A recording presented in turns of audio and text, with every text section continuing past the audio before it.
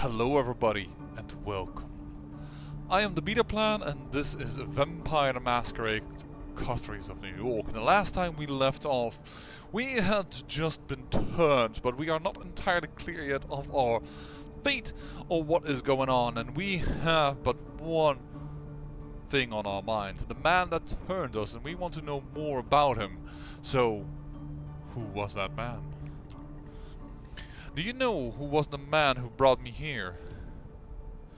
That's what I like to know. As of yet, he is unidentified. They have left no trace, and it's obvious they are not planning to come back for you. If, and that is a big if, you ever see them again, it will be tomorrow, and probably for the last time. For the last time? What do you mean for the last time? His face is inscrutable. I said what I said. All I can add for now is that tomorrow is a big night for you. The elevator door opens to an empty hall. You walk outside past the night guard's post, which is empty. The cold night air reminds you of the balcony. Just a few hours ago, the man motions to a black Cadillac Escalade. Take a seat in the back, please. You get inside. The man closes the door behind you. You hear a click as it locks. The Cadillac is almost entirely dark. The side windows seem light-proof. The man gets into the driver's seat, starts the engine, and drives away without comment.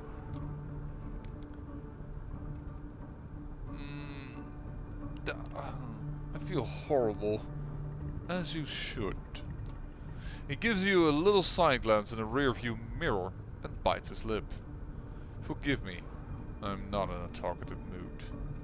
This won't be a long drive. Patience. Dead silence fills the car. You close your eyelids and sink back into your thoughts. A blurry afterimage of the man who bought your painting is still there. It's strange. You never felt this way about anybody. It makes you happy, even though you have the nagging thought that there is something fundamentally abusive about this attraction. But then the girl's hair, spilled over the purple hoodie, and her blood spilled on the cold floor, comes into sharp focus. You wince. You want to cry, but it's as if there were no more tears left in you. After what feels like an eternity, the car comes to a stop. You get out of an underground parking lot. It's an ugly, concrete grey thing. Empty but for the car you came in. It looks like there's a room beyond a metal door in the wall. Guess you'll live to see another night. Follow me. He opens the metal door and lets you inside. Here we are. These are your lodgings for tonight.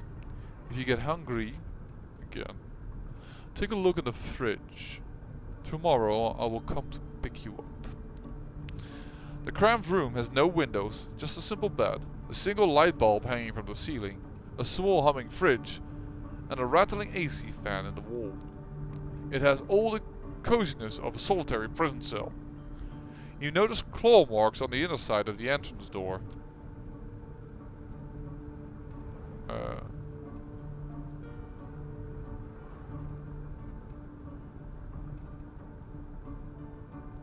I am... Mercy please, no, that is not exactly what I hope, by the way, that this is not the metal door, because then there's a window in it and a red light glowing in a metal door in the empty parking lot is an extreme attraction for people.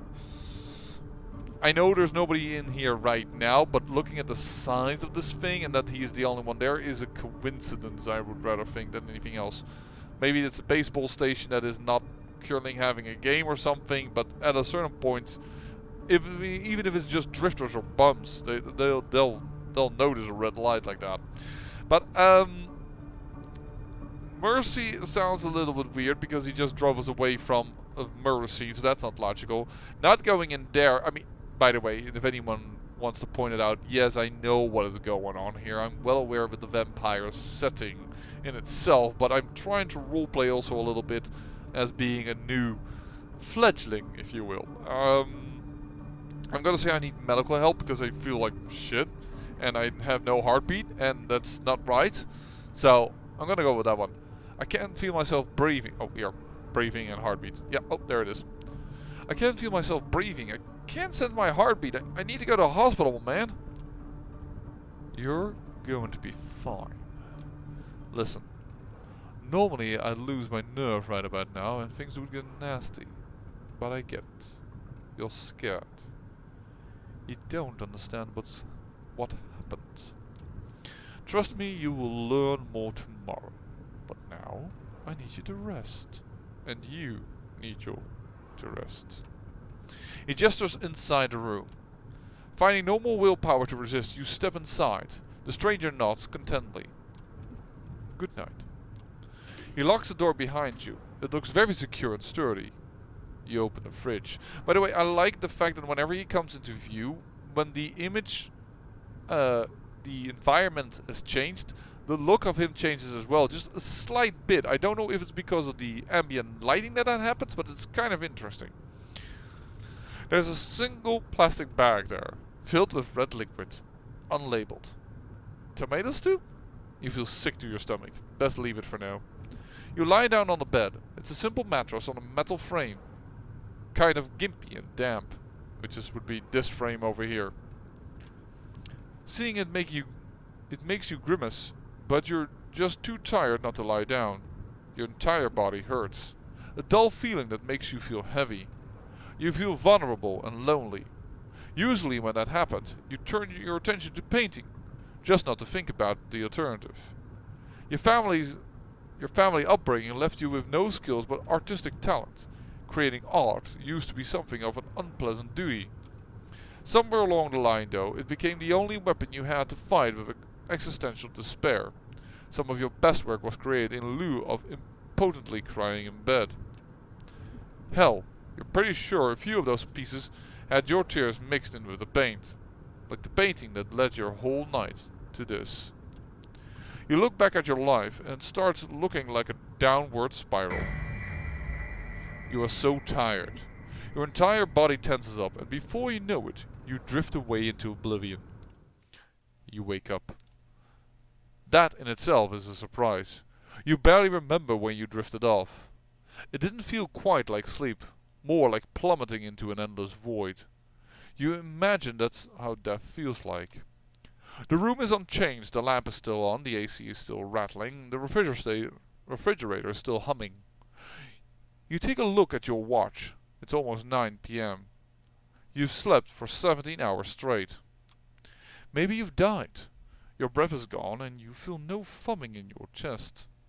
Does that qualify as dead if you're still conscious? You're not sure about that, but you're all certain about one thing. You are hungry. It's not your stomach rumbling though. It's a need that starts somewhere in your abdomen and spreads to your chest, throat, and the back of your head. You open the fridge. The back is still there. You take a closer look at it. If it is soup, then its color and texture are off. You pull the cork out and take a whiff. You recognize the smell immediately. Holy shit. There's no mistaking it. It's bagged blood. The smell is faint and you remember some situations in the past where you found it nauseating. But now it's almost... No, not almost. It's enticing. Drink the blood. Lovely that option had little fangs there and not just a little bubble, if you will. It feels wrong, but right now, there's barely anything in your life that doesn't. The hell of it. You pour a bit of the liquid into your mouth. It tastes bland, reminds you of a cheap supermarket juice. Just enough flavor to register as what claims to be on the box, but nothing like the real thing. Nothing like what you had the last time. You swallow it. Somehow you don't feel sick. In a weird, messed up way, you can't help but think it feels nourishing. You take a few more sips and then just another one. Suck on the bag a little more. Eventually, you find that you have emptied entirely. All You look at the info pressed into the side of the bag. 450 milliliters of it. Even with its blandness, you still feel like having more. You realize your body longs for that intoxication high you felt when an image of the corpse crosses your mind, causes you to wince. What have you become? You try to piece your thoughts together, make sense of it all, when you hear the lock click and you see the door open. Standing there is the well-dressed stranger you met yesterday. Immaculate suit again, the predatory look, like a hawk on a hunt, but somehow more relaxed tonight. So, like a tamed hawk, maybe. Good evening. Slept well? He notices the discarded empty bag. I see you had a bit of a snack.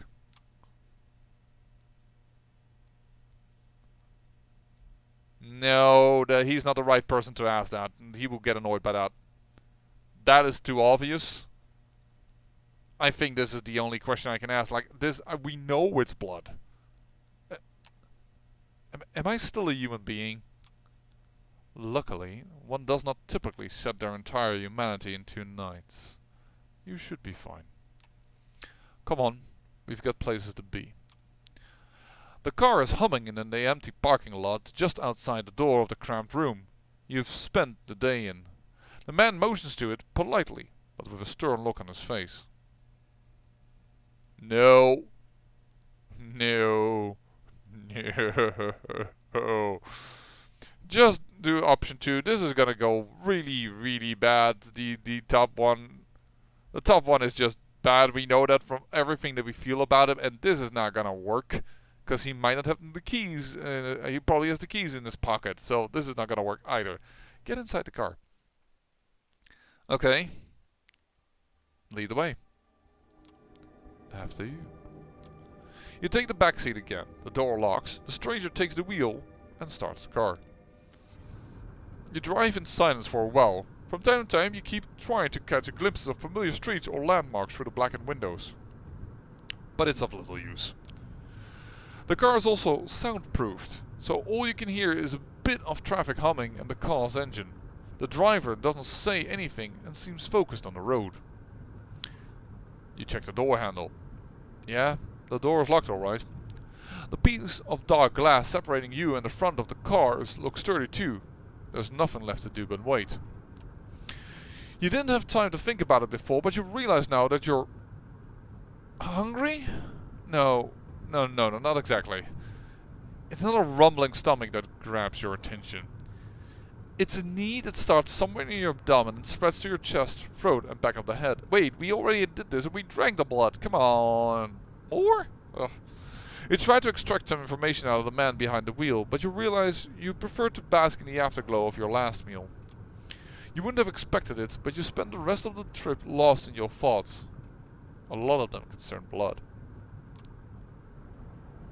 It takes another 20 or so minutes to get to your destination. As the door opens, you try to get your bearings. You're still in New York, that much is certain. The Queens, maybe? And for people who don't know, that's a district within New York. Though by now I assume that internet and videos and movies will have made you acquainted with the Queens. Or with Queens. I say the Queens, but it's Queens actually. Wait, you know exactly where you are. The nice looking 2-story building has a logo you immediately recognize. The Art Hall. An avant-garde gallery. Used to hold that collection of bagged viscera and bloody parts by... You can't quite remember the guy's name. He's a Brazilian, you think. Fabio something or other? After me. No sudden movements, please. Yeah, this is what I mean. By now, the glow is whitish, and when he picked us up it was reddish, and I think that has to do with the background color, but that little distinction actually is kind of interesting. To me. I also like that his suit has like this very small faint pattern in it. You've never been inside, not quite your style, but the place has quite the cult following. You keep racing through your brain for more facts, hoping they'll help you with whatever you... Hoping they'll help you with whatever you got into. The fact of the matter is that I for some reason, I expect, and therefore my brain says, hoping that it will help you with whatever you've gotten yourself into. But that's not what's stated here. And that what I state is not better English than what's stated here by all means an account. My English, when I speak on my own, is described as archaic or old type of English, which is probably to do with me being very romanticus and, well, liking the old times. And maybe, who knows, maybe I'm not just my true self-age. Alright, let's continue. Two large men in suits flank the door to the gallery on both sides, and they give your companion a nod as you approach. Not me, of course, I mean, I'm nothing. Prompted by the stranger who guides you, you walk inside. The gallery is full, which is unusual at this hour, to say the least. About 24 faces fill the showroom, and the number of waiters navigate the gathering, serving drinks. All of them are beneath the guests' attention. The visitors are well dressed for the most part, but it's unclear what they have gathered here for. Nobody seems to be particularly interested in the art pieces on the walls, and the atmosphere is polite. Unnaturally so. Many guests turn to look at you and the stranger who brought you here. Their glances are varied. You see open contempt on a few faces and animated interest on others. Most of the eyes in the room calmly observe you, as if wishing to appraise your worth. Memories come back to you like a bad case of post-traumatic stress disorder. How many times before had someone judged you, impassively or decisively, through your art? You'd share a piece of yourself with the world, and it would respond by making you feel like garbage. It always took a lot of effort to not lose your cool and tell all of them to shove their opinions up their collective arses. Now, looking around, it feels like you've become another artwork as commodity to be judged by a bunch of obscenely wealthy, out-of-the-touch assholes. It makes you want to scream. By the way, YouTube will love all this cursing. It will definitely have a mild violence thing on it. Or mild violence, mild profanity, I mean. The woman. Good evening, Kadir. And to you, child. I should pick a voice for her, but of course, seeing I'm male, female voice is not my best thing. The noble, cold voice takes you out of your head and back to you in the situation at hand. The gallery, a crowd of strangers. You being brought here against your will. For what purpose? The room awaits your response. Kadir, huh? Excuse me, what? Or, good evening, miss. I think that is just the most polite way to go right now. We don't know. In a situation you're not sure what's going on, I think politeness is the best way to go. Good evening, miss. You are addressing the Prince of New York City. Helen PANHARD, child of Michaela. Hey! That's an interesting note here for us as vampire players. They already have assigned me child of Michaela, but the thing is, they don't know who our sire is, so that's kind of interesting. But maybe they automatically give it to the leader of the Toreador because I'm an artist. Thank you, my sheriff. Sorry. Thank you, my sheriff, but I'm capable of introducing myself. She is somewhat plain-looking and doesn't seem to possess a great deal of charm, but still the entire room intently focused on her voice. She has influence over these people, that much is clear. You may address me as Prince, child. I realize your introduction into unlife was abrupt, and I understand your sire left shortly after. Interestingly enough, that despite the fact that she is female, they keep the title Prince. That always bugged me. As a Ventru, you would... I'm not sure if she's a Ventru, but I assume she's Ventru because, hey. But I would assume you want to have your own status clear, and you would not want as a woman to be subject to a male title. At least that's what I feel. But Hey, maybe I am more of a bruja than I am of a toreador after all. The rules of our society dictate I punish you both for this transgression. A murmur of agreement, maybe, can be heard from the gathered audience. But I am willing to listen to what our loyal sheriff has to say about the circumstances of your embrace first.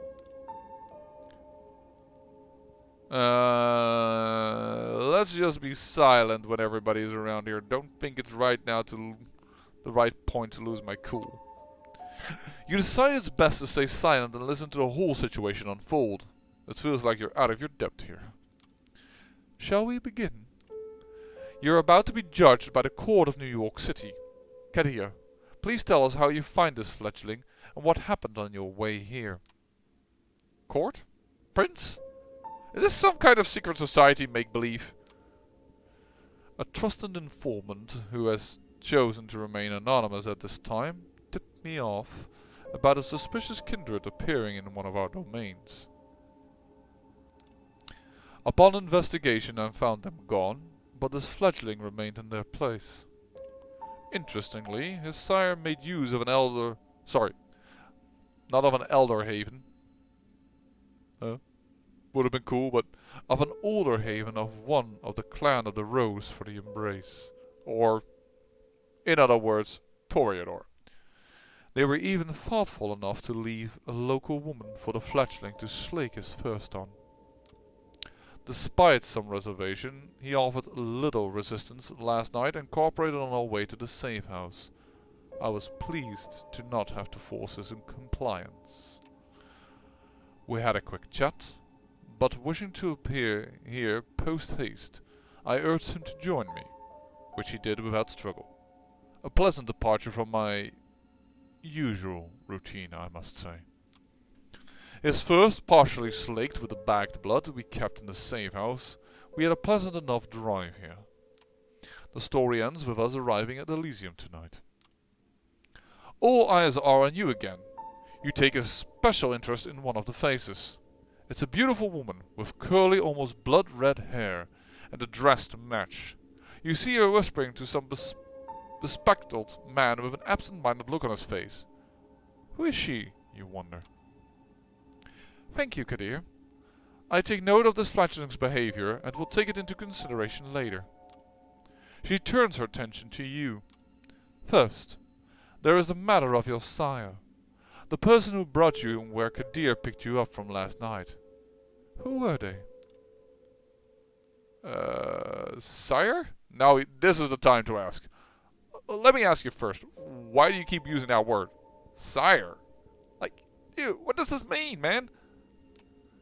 Under regular circumstances, they would be your patron, and the one responsible for your introduction into our society.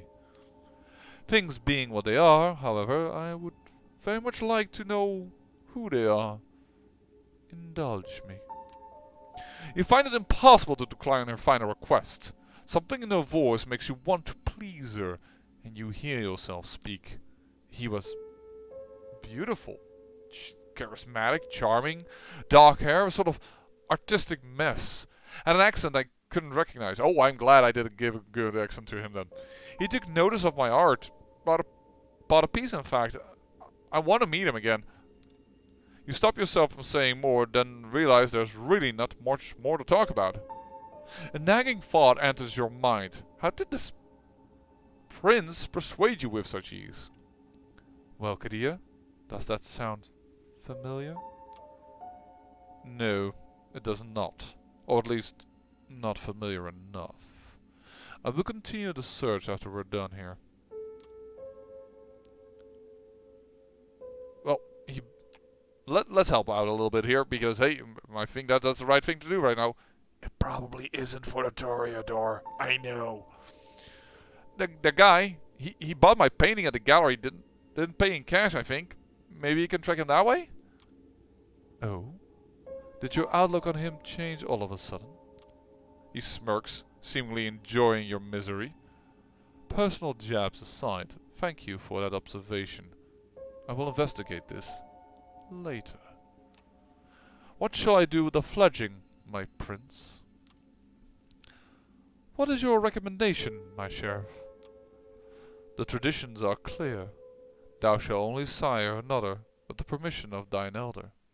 If thou createst another without thine elder's leave, both thou and thy progeny shall be slain.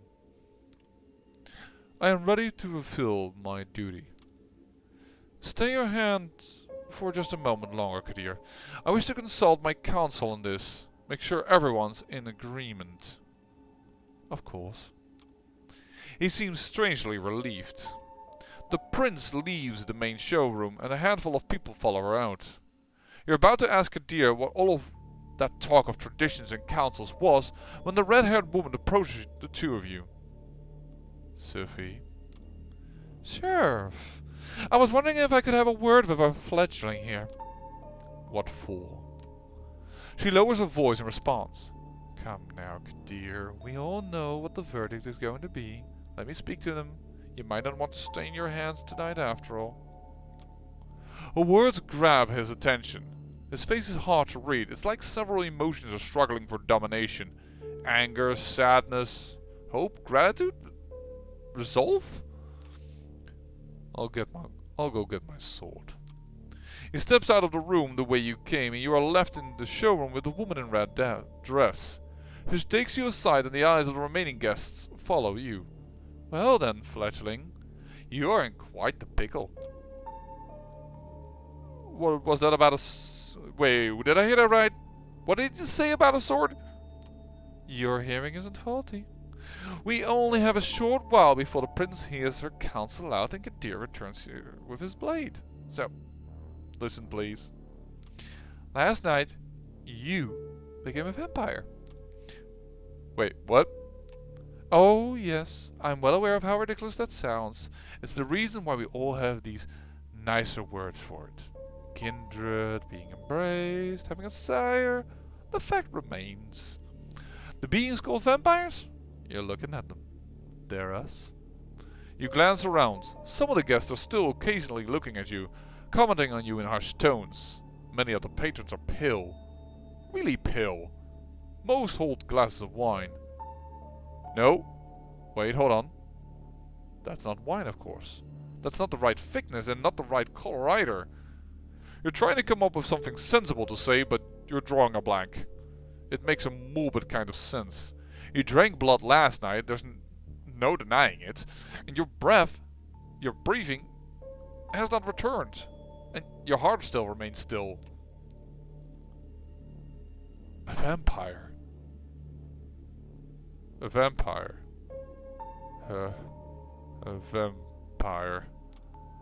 Two voices in your head start battling for supremacy. One of them slowly begins to put everything that happened since yesterday together, coming to a conclusion that no matter how insane it might seem, nothing but what she says, nothing but what she's saying makes sense.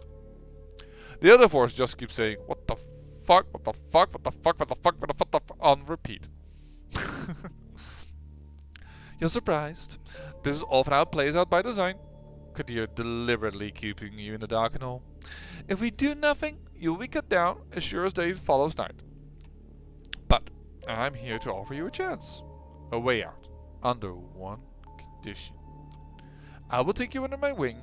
If you're lucky, the prince will be in a good mood tonight and your deference to Kadir will work in your favor. She might agree to this, but only if you swear fealty to me. I'm not making this offer lightly. As your patron, I will take responsibility for you. Your actions will reflect on me. If they reflect negatively, well, I'll make sure you face the consequences. What happens if I refuse? I believe I know what the prince will ordain, and I am certain Kadir will do his duty. You, my poor fledgling, will die. For a good time. For good, this time. With me, there's a chance you will not. I can be your guide in this new reality. Steps and harsh voices can be heard from the side room. It seems the prince and her council return to the showroom. Kadir appears from downstairs as well and starts walking towards you.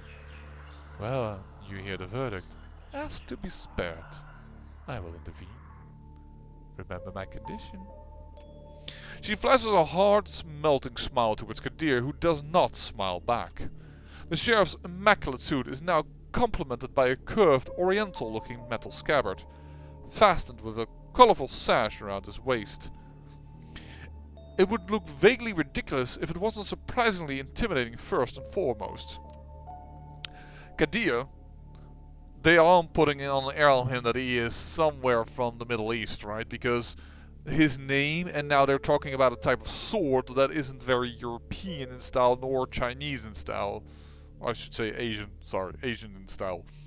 So, Kadir takes his place next to you and observes as the prince takes center stage again. And what I'm wondering now, if that is true, is he from one of the regular 7 clans or one of the lesser known ones? And if you know which one I'm talking about, it's on you. But I don't want to spoil it because I don't know if it will go that way. Doesn't need to be, but there is a clan that's very active in that region. Loyal kindred of the New York City Camarilla, gathered here tonight. I have made my decision regarding this fledgling. She briefly addresses you. I want you to know that this was not an easy decision to make. For your part, you've not done anything to earn our ire. I do feel a genuine sorrow for what must be done. We are all keenly aware that these nights we need to close our ranks and trust the wisdom of our elders and their traditions more than ever before. There is no place for tolerating dissent when our very existence is under constant threat. Although I acknowledge some of my council's divergent opinions on this, she takes a look specifically at one of the people who left the room before, a rather plainly dressed, shy-looking man whose skin has a somewhat healthier tone. He bows his head in deference. I hold the final authority over this fledgling's fate, and I declare that while their embrace might be the sire's responsibility, in their absence it is their progeny that must be punished. The sentence is final death, to be resolved presently. Kadir? You hear a scraping sound and see the sheriff has unsheathed his curved sword. By the way, if you hear that sound, somebody has not taken care of his scabbard. That is a bad way to keep your sword. That's something that bothers me. You don't always hear the shing, because either you're pulling it out wrong or you're destroying the scabbard way too much. It might give somewhat of a sound, but not that strong. It is a beautifully detailed blade, which you expect must be worth a small fortune. Its apparent sharpness makes you freeze up. 2 outs, bottom of the 9th. His quiet mumble is audible to nobody but you. As his eyes meet yours, you note just a hint of sadness in his countenance, one that quickly vanishes to give way to grim determination. And he is out to bat. You will not get another chance to speak up. Escape the gallery, remain silent, then time for ask for mercy. I mean, god darn it! I'm not gonna escape 24 people. I'm just saying 24 because that number came up in my mind. I don't know why. You make your choice. I don't want to die. Look, spare me, please. Prince, if I may ask you to stay your chef hand for a little while longer. Kadir looks at the prince, awaiting her response. The sword is still hanging above you, threatening to fall at the moment's notice. Was I on my knees then? Is there something you'd like to say, Miss Langley? Ooh, hey, I know that name is used more often. That is a name I am familiar with. Is there something you'd like to say, Miss Langley? Yes, if I may. At first the prince looks somewhat annoyed at the distraction, but she stays quiet for a while, measuring the mood in the room.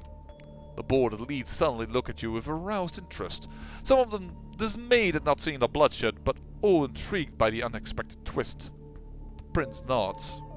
Well, let's hear it. Sophie takes a few steps forward, all eyes on her now, but Kadir's heavy hand on your shoulder makes it clear you won't take advantage of this distraction. My prince, while the traditions are clear, I believe that the proper context should be observed in addition to the letter of our laws.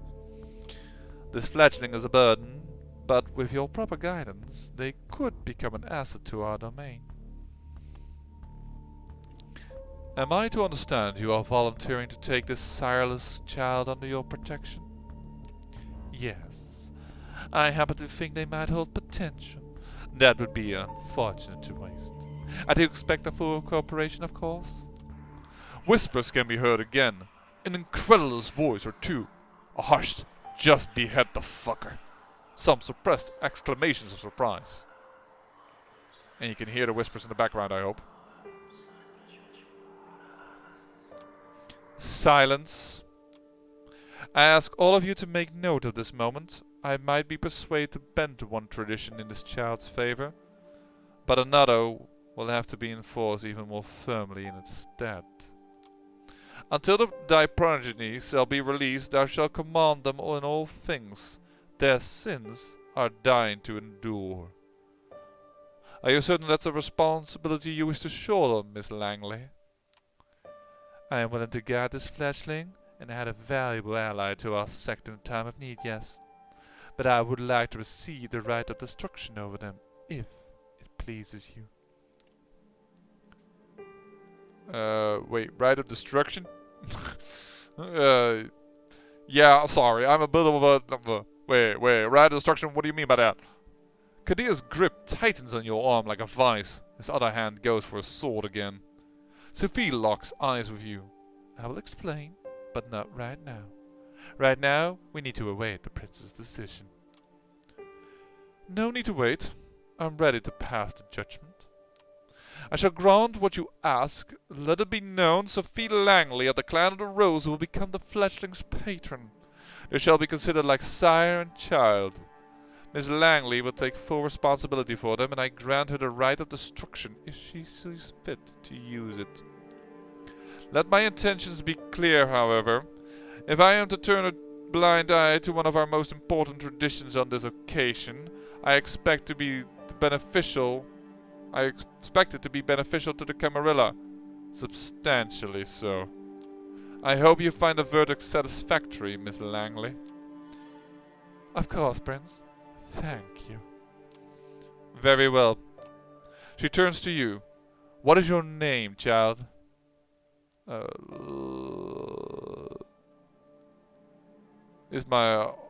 a painter. You used a moniker before. Would that suffice? You may use any name that's appropriate to be utilized in an official manner. My name is LAMAR, then. She nods. Welcome to the Camarilla, LAMAR. Now, this evening provided to be even more eventful than I anticipated. But with the fledgling's fate decided, I believe our meeting here can conclude. Thank you all for appearing on such short notice. Give my regards to those who couldn't make it. Kadir, a moment of your time before I let you return to your duties. Of course, Prince. He shoots you a side glance that doesn't leave much space for interpretation. You will be watched. You will be judged. And if need be, you will be punished. The two of them leave the gallery. Well, LAMAR, I think we both already managed to significantly improve each other's evenings. But let's keep the ball rolling, shall we? I think we should have a toast to a new, fruitful partnership. She raises her hand at one of her well-dressed conjurers who have now reappeared in the showroom to refill the guest glasses. The conventionally handsome man approaches you with a carafe of red liquid. He pours it into 2 glasses. It's blood again. That much is clear. You're in 2 minds about drinking it, but the memory of last night's hunger makes you wince. You take a tentative sip. You expected the same blandness you tasted a few hours ago, but this one you can actually savor. It's smoky and warm, making you think of a cozy cabin in the woods. Oh dear, this one is fresh. It does strike you as a strange image for your mind to jump to when drinking human blood. But it is what it is. You've never tasted anything like it. Do you like it? I think New York City caterers have a bourgeois idea about what good blood should take like. Apologies. You must have so many questions. While we're on the topic, perhaps we should start with those related to sustenance. Now, talking about all of this, I think, is a perfect point to end the episode. Been going on for quite some time. I know for a lot of you vampire experts out there, this is all very clear, and I've pointed out a few things already. Let me know once again in the comments. Do you enjoy the way I try to do things? I am certain that some people will be offended by my attempt at a Southern American accent. I know I'm probably not good at it for Sophie, but hey, I had to try. But yeah, let me know what you think about the whole game, this visual novel, and about the style. And in the meantime, I say, I thank you for watching, and remember, great peril yields great beauty.